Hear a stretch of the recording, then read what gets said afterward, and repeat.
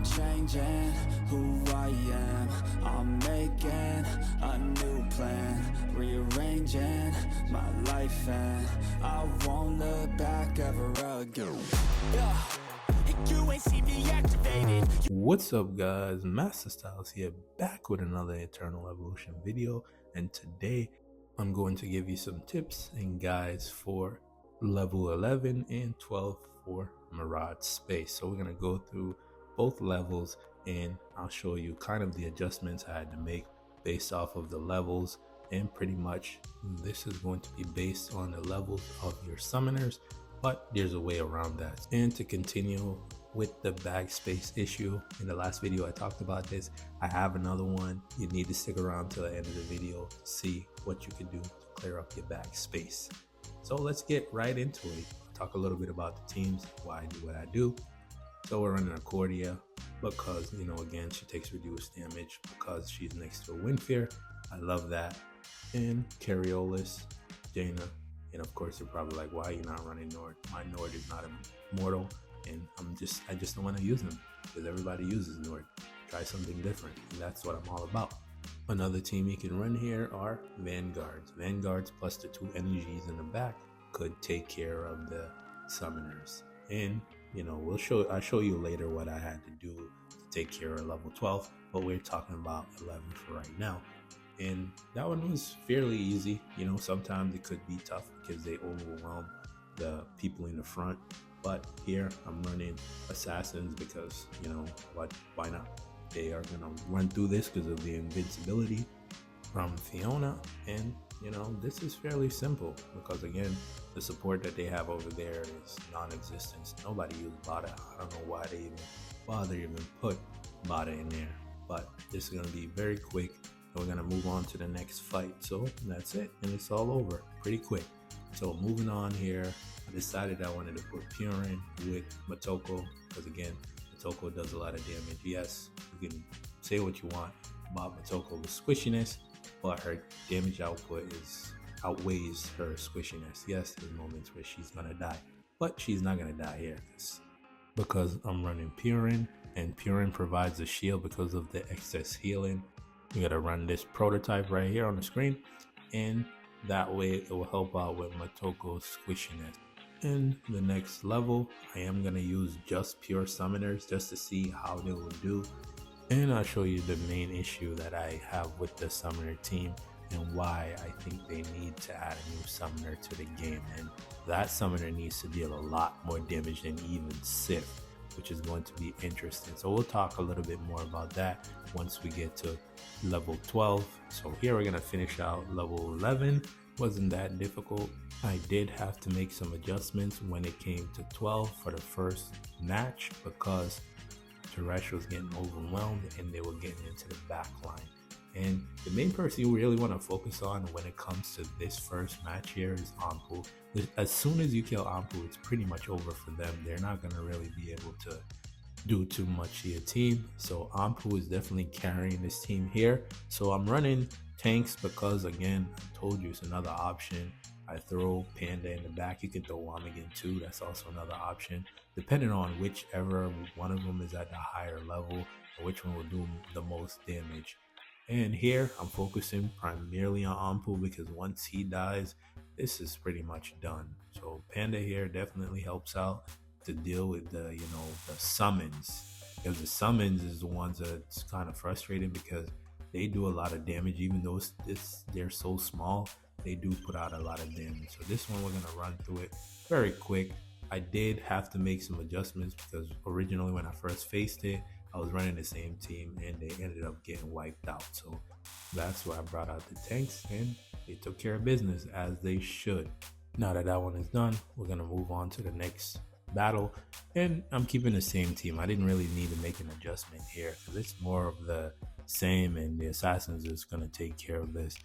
If you don't have good level assassins, you can also run Vanguards here.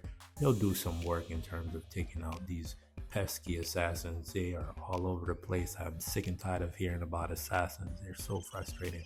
But for the last one, we're gonna go in and run all summoners to see what they can do. Let's see if they can get it done and if they need help, because I said that, you know, when it comes to the new summoner, they're gonna need somewhat of a healing and damage dealing or buff, being able to buff the summons and the summoner, not just the summons but also the summoner. I feel like that's what they need for them to propel themselves back into even being competitive, not even in the meta but to be competitive, because they're struggling with to put out damage, which is very interesting to me, because originally when Sif came out they were doing crazy damage. Now they're not doing that much damage at all. And one other thing I would love for this new summoner to have is interrupting charge and teleportation.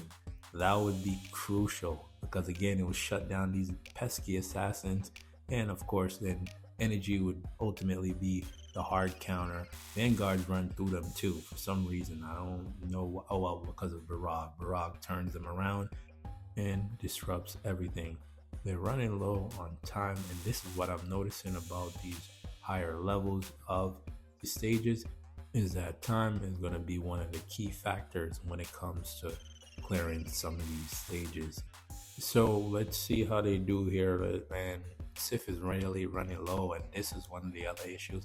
Obviously, if you have a higher level ruler's ring, you'll be able to heal the summoners, but if you don't, you're going to run into a problem where the healing is just not enough. Cervelli, obviously she provides a good amount of healing, but in this one it wasn't enough, so they lost Sif there. I don't think she would have really made a difference, and they ended up losing. So we got to go back, make an adjustment, go back to the original team that we had with Purin and Motoko, and they should be able to pretty much clear this one. So let's see what they do.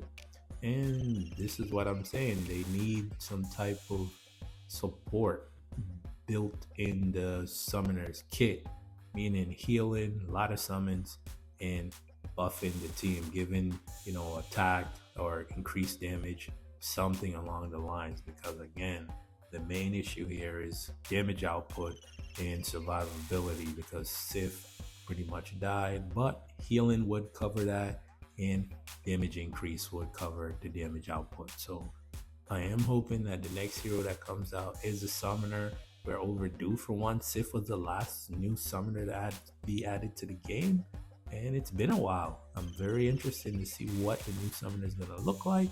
Hopefully they don't go tank, because we just got another tank added to the game, and summoner is the only class that didn't really get a new hero. And I don't really like that about the game, where if you don't get a new hero, your class tends to fall off. So here we go. I'm gonna finish this off. It's not really that hard. Time is still a factor, even with Motoko and Purin in there. And I feel like a lot of people will struggle with the time versus the stage being hard. And when we get to later levels or the different stages, like Battlefield of Azora and Molten Abyss, those ones, when it comes to time, you need to do a lot of damage. So I'm very interested to see what those other levels are gonna look like. So we're gonna finish it out here. Awesome, we got it done. Only had 28 seconds left, which is very interesting. So like I promised, to close out the video, I'm going to talk about one other thing that I do to clear up some bag space. As you can see here, I got 1700, almost at max. So we're going to go over to disassembled, go in here, click on all gears that comes from Ancient Altar. Get rid of all of them. You don't need them. Get rid of all of them, because again, you're going to continuously get these gears through Katosian Triangle and Ancient Altar. You get these gears very frequently. I just get rid of all of them, because again, they're just taking up space, and you're going to keep getting them every Monday or every time you attack a Katosian Triangle stage. So that's just a quick tip for reducing your bag space. And again, I can't stress this enough. Devs, if you're watching this, please give us an increase in the bag space, and also don't count the equipment that's attached to heroes. Yes, people are gonna start attaching equipment to heroes that they don't use, but so that would definitely help out if you got an increase to 4,000, not a 3,000, an increase to 4,000, or a way to, you know, use diamonds to extend your bag space. If you're new to my channel, make sure you hit that subscribe button, hit the notification bell so you don't miss out on any of my future content, hit the like button so we can send it out into the algorithm and help out other people clear level 11 and 12. So without further ado, I want to thank you guys for watching. Until the next video, peace.